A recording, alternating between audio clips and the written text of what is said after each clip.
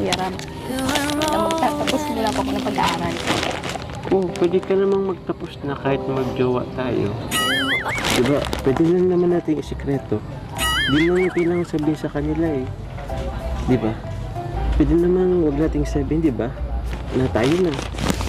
Pwede naman nating itago. Huwag mo sasabihin kay mama mo, kay kuya mo, huwag mo sasabihin.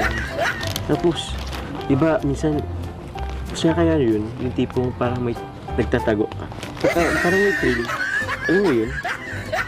Yung Ewan ko po sa inyo. bakit? Masaya yun. Kung ano-ano naman po kayo. Yun naman. Binibiro lang naman kita.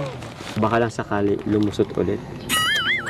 Oy, biro lang po yun ha. Baka maniwala kayo. Huwag naman po ako maghintay. Basta si Carla lang. Para kay Carla.